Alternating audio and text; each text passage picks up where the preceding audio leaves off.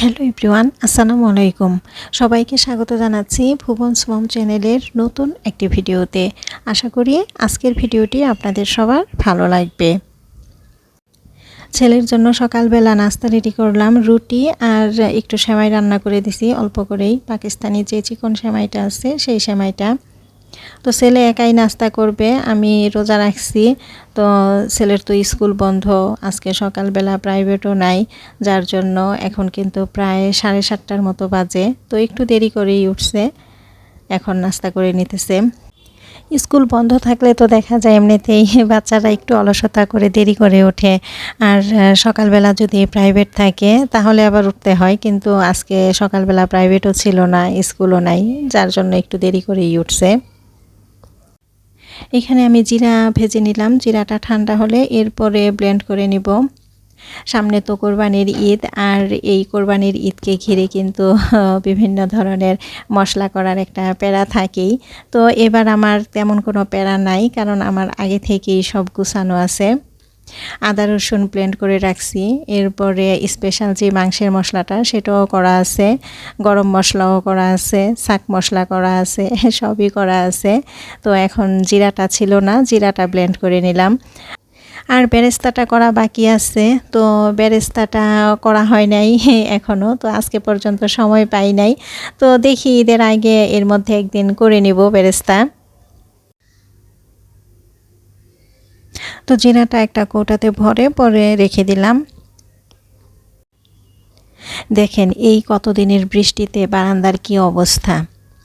তো বারান্দা কিন্তু এই বৃষ্টিতে আর পরিষ্কার করি নাই, কারণ পরিষ্কার করব কি, একবার পরিষ্কার করি তো আরেকবার বৃষ্টি এসে পড়ে, এজন্য আর এই কয়েকদিন পরিষ্কার করা হয় নাই, যতদিন বৃষ্টি ছিল পরিষ্কার করি নাই। তো আজকে কিন্তু আকাশটা মোটামুটি ভালোই, তো আজকে পরিষ্কার করব। আর বারান্দায় আসতেই দেখি আমাদের পাশের বাসার বারান্দাতে একটা চমৎকার জবা ফুল ফুটে আছে, একটা না দুইটা ফুল ফুটছে।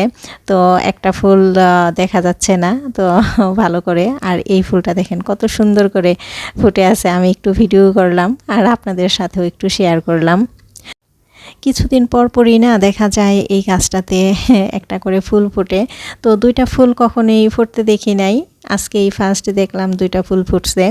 তো ফুলগুলি খুব সুন্দর লাগে, কালারটাও চমৎকার, ফুলটা বড় হয়, তো আমাদের বারান্দা থেকে দেখা যায়, আমার কাছে ভালোই লাগে। তো বারান্দাটা প্রথমে পানি দিয়ে ধুয়ে দিছি, এরপরে এখন একটু মুছে নিতেছি। আর এই যে আমার একটা স্ট্যান্ড ফ্যান, এই ফ্যানটা না কোথায় যে রাখবো, ঘরে তো জায়গাই নাই। তো এই ফ্যানটা এখন আর তেমন কাজে লাগে না, তো রাখার জায়গা নাই, এজন্য বারান্দায় এনে রেখে দিছি। আসলে ভাড়া বাসাতে না, এজন্যই বেশি কিছু করতে ইচ্ছা করে না। তো আবার দেখা যায় কি, এমন সময়ে আসে যে একটা জিনিস লাগবে, সেই জিনিসটা ছাড়া হয়ও না, এজন্যই করা লাগে। তো আমরা দেখা যায় এর আগে যেই বাসাতে ছিলাম সেইখানে প্রচণ্ড পরিমাণ গরম ছিল, এই স্ট্যান্ড ফ্যানটা বাইরে থেকে দিয়ে দিতাম, তো তখন দেখা যেত রুমটা একেবারে ঠান্ডা হয়ে যেত। তো আমি বারান্দা পরিষ্কার করে এরপরে ঘর মুছে একবারে গোসল করে চলে আসছি। তো আজকে যেহেতু দুপুরবেলা রান্নার কোনো ঝামেলা নাই, তো ভাবলাম যে আজকে সেলাই কাজ করি একটু। গরুর মাংস নামায় রাখছি, তো যাই রান্না করি সেটা তো দুপুরের পরে করব। আর ছেলে দুপুরবেলা একা খাবে, ওকে একটা কিছু দিয়ে খেতে দিয়ে দিব। সেলাই কাজ করতে বসাটা আমার কাছে অনেক বেশি আলসেমি লাগে, তো অলসতা লাগে। তো যেদিন আবার বসি সেলাই করতে সেদিন কিন্তু অনেক কিছুই সেলাই করি, আর যখন না করি তখন কিন্তু আর বসতেই ইচ্ছা করে না। তো মাথার বালিশের দুইটা কভার সেলাই করা হয়ে গেছে, এখন এই যে কোল বালিশের কভারটাও কিন্তু হয়ে গেছে। আর কোলবালিশের এই কুচির অংশটা সেলাই করতে আমার কাছে সবচেয়ে বেশি বিরক্তিকর লাগে। তো যাই হোক, সেলাই তো করে নিলাম। আর মাথার বালিশ, তারপরে কোলবালিশের কভার সেলাই করে তারপরে যেই ছোট ছোট কাপড়ের টুকরাগুলি ছিল সেই টুকরাগুলি দিয়ে কিন্তু একটা কুশনের কভার বানাইতেছি। তো কেমন হয় জানি না, অনেকগুলি জোড়া পড়ছে, তো অনেকগুলি জোড়া দিয়েই কিন্তু বানাইতেছি, পরে দেখাবো আপনাদেরকে কুশনের মধ্যে লাগিয়ে যে কভারটা কেমন হলো। এই সেলাই কাজ করতে করতে না অনেকটাই দেরি হয়ে গেছে, প্রায় 2:30টার মতো বেজে গেছে। পরে তো উইঠা তাড়াতাড়ি আমি নামাজটা পড়ে এরপরে ভাত রান্না করে তারপরে পটল ভেজে ছেলেকে ভাত দিলাম।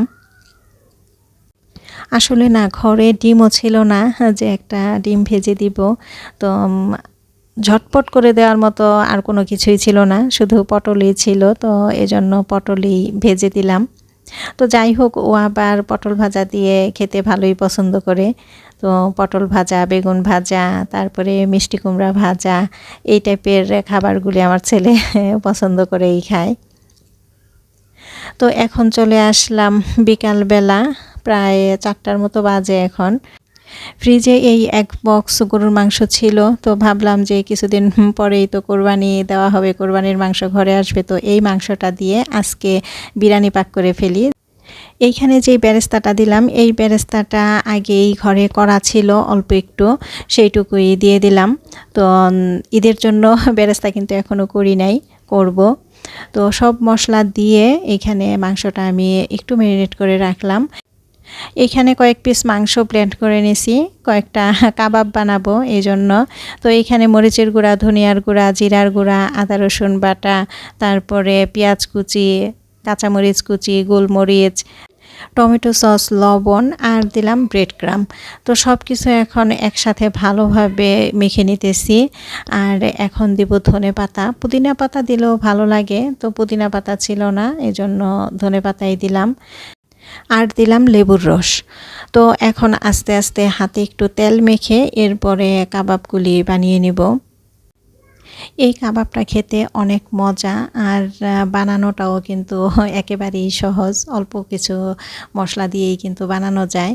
তো কাবাবগুলি বানিয়ে এরপরে আমি এখন মাংসটা রান্না করে নিতেছি। এখানে কাজু বাদাম, কাঠবাদাম আর কিশমিশ একসাথে দিয়ে তারপরে ব্লেন্ড করে নিলাম, মাংসর মধ্যে দিব। বিরিয়ানির মাংসটা যত বেশি টেস্ট করে রান্না করা যায়, বিরিয়ানি কিন্তু ততই বেশি মজা হয়। এই কাজু বাদাম, কাঠবাদাম আর কিশমিশ ব্লেন্ড করে দিলে কিন্তু মাংসের টেস্টটা অনেক বেশি বেড়ে যায়। তো মাংস কিন্তু প্রায় হয়েই আসছে, এখন কাঁচামরিচ দিয়ে দিলাম। প্রিয় দর্শক, আপনারা যে যেখান থেকে বসে এতক্ষণ ধৈর্য ধরে আমার এই ভিডিওটি দেখতেছেন, আপনাদের সবাইকে অনেক অনেক ধন্যবাদ। আর আমার এই ভিডিওটি যদি ফেসবুক পেজ থেকে দেখে থাকেন তাহলে আমার পেজটিকে ফলো দিয়ে দিবেন, আর যদি ইউটিউব চ্যানেল থেকে দেখে থাকেন তাহলে আমার চ্যানেলটি সাবস্ক্রাইব করে আমার পাশে থাকবেন। তো এরই মধ্যে কিন্তু আজান হয়ে গেছে, তো কাবাবটাও ভেজে নিছি। বিরিয়ানি, কাবাব আর শরবত করছিলাম, আর ঘরে খেজুর ছিল তাই, আর তো বেশি কিছু করি নাই। তো সবাই মিলে আমরা কিন্তু এখন ইফতারটা করে নিতেছি, আমার হাজব্যান্ডও চলে আসছে। ভিডিওর এই অংশটুকু ছিল গত রাত্রে আমি ঘরে দই করছিলাম। তো এই পাতিলটা না, রোজার মধ্যে যে দই আনা হয়েছে সেই পাতিলটা ছিল, তো সেই পাতিলটা আমি ভালোভাবে শুকিয়ে তারপরে দই করছি। আমি তো ভয় পাইছিলাম যে মাটির পাতিলে কিন্তু সাধারণত দ্বিতীয়বার দইটা ভালো হয় না, তো দইটা জমবে কি না, কিন্তু না, আল্লাহর রহমতে ভালোই হয়েছে। এই যে ফ্রিজে রাখার পরে এখন নামাই নিছি। তো সন্ধ্যায় ইফতার করার পরে এরপরে কিন্তু এখন সবাইকে দইটা দিতেছি। তো প্রিয় দর্শক, আজকের ভিডিওটি এই পর্যন্তই। দেখা হবে অন্য একদিন নতুন একটি ভিডিও নিয়ে। আশা করি সে পর্যন্ত সবাই ভালো থাকবেন, সুস্থ থাকবেন। আল্লাহ হাফেজ, আসসালামু আলাইকুম।